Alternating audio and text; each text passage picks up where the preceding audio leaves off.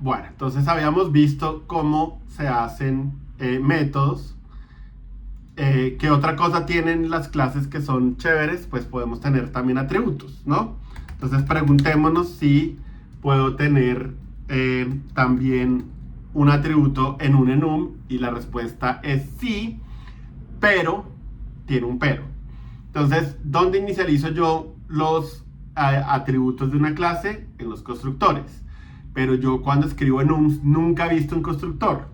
Entonces, resulta que uno sí puede escribir un constructor en un enum, pero.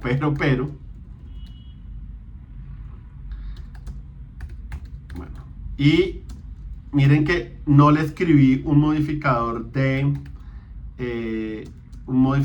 visibilidad a propósito. Ahorita ya hablamos de eso. Entonces, listo.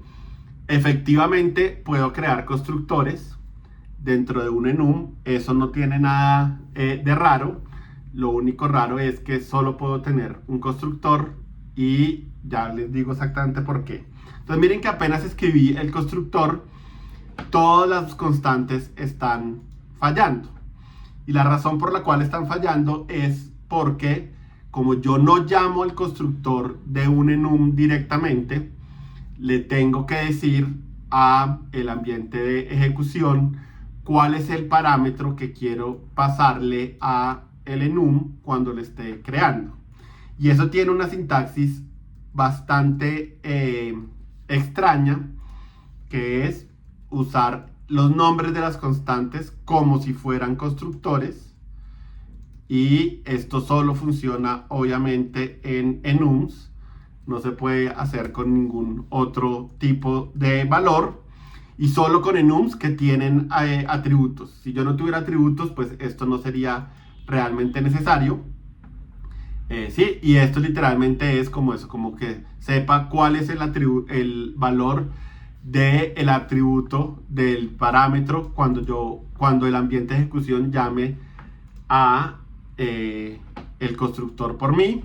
Y como les contaba, existen en el código ASCII caracteres para representar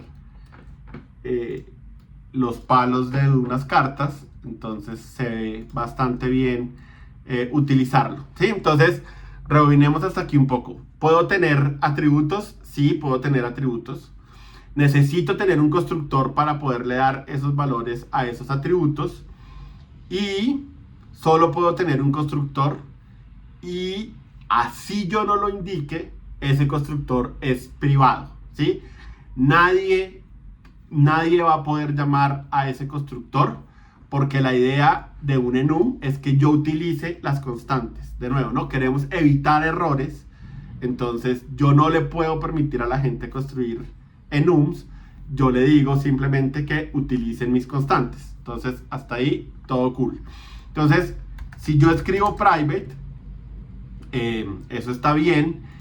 Tengan en cuenta que si no lo escribo, igual él lo va a asumir por mí, y va a ser private sin importar lo que yo ponga en los enums, ¿sí? Tal vez por esto la costumbre de mucha gente es no ponerle nada. En este caso, hagámoslo un poco más explícito para que al principio nos acordemos que los constructores son private, pero acordémonos, aún sin private, eso funciona, ¿no? Y la manera de pasar un valor a ese constructor es entonces en el listado con esta notación ligeramente extraña. Y hagamos entonces algo para poder de alguna manera conocer ese atributo, ¿no? Entonces, obviamente, sí, cada uno de estos atributos de alguna manera está quemado, ¿sí? El usuario no puede escoger el valor del atributo, pero eso igual no es menor. Puedo tener un enum que representa un valor que también cargue información dentro de ellos, y como les digo, pues eso tiene bastante poder, y esos atributos los puedo utilizar dentro de mis métodos de la manera que yo quiera. Entonces ahora, si yo quisiera imprimir la carta, entonces puedo implementar mi método toString aprovechando que mi palo y mi valor tienen una implementación de toString, valor y palo, y cuando yo quiera imprimir una carta, pues ya puedo imprimirla directamente y eso se va a ver claramente que hice. Claro, obviamente tengo que poner el que no era donde no era. Este con este. Ya, ahora sí. Listo.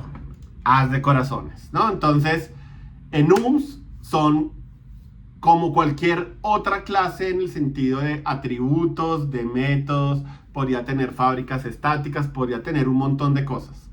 La única diferencia que hay es que el número de objetos, de valores que puede tener ese tipo de dato es un listado, ¿sí? Es un valor, es un conjunto de valores finito y fácil de listar, y yo no puedo llamar a constructores directamente, yo utilizo constantes que han sido definidas y esas constantes se crean una sola vez durante la ejecución de mi programa y eso recibe un nombre especial, se llama un singleton.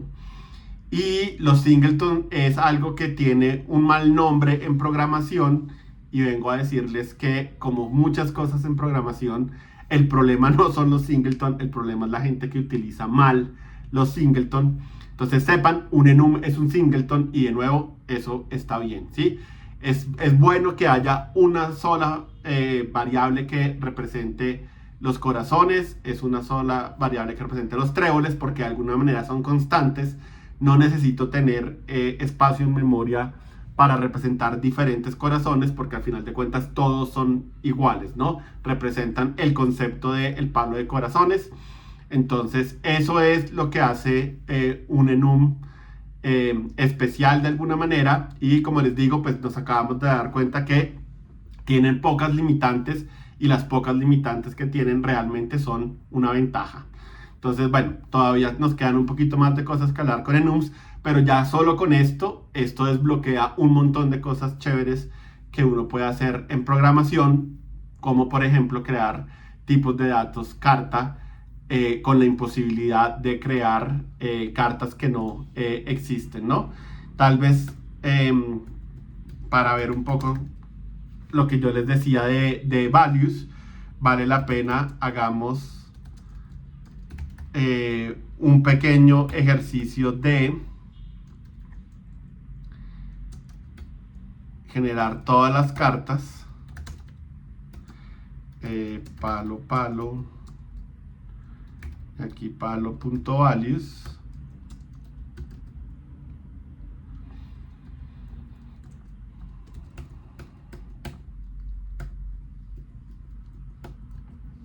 y acá podemos crear una carta y mandar el valor y el palo. Bueno, y obviamente hagámosle print ln y bueno, ahí me quedaron agrupadas print ln y obviamente esto no tiene ni idea qué es esto. Ya me quedaron agrupadas por los valores y no por los palos, entonces cambiemos el orden del ciclo anidado